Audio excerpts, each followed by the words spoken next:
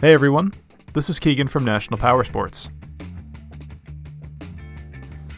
This 2009 Harley-Davidson DYNA Fat Bob CVO with 39,988 miles passes New Hampshire State inspection and runs well.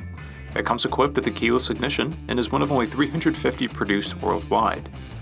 It's been upgraded with a Vance & Hines exhaust, an air cleaner, an upgraded seat, rider and passenger backrests, mirrors, Willie G primary cover, timing cover, chrome taillight cover, Screaming Eagle spark plug wires, and rear turn signal visors. With a mean attitude, shiny chrome, and an eye-catching sunrise yellow pearl and platinum quartz paint set, the CVO Fat Bob takes the iconic classic in a factory custom direction.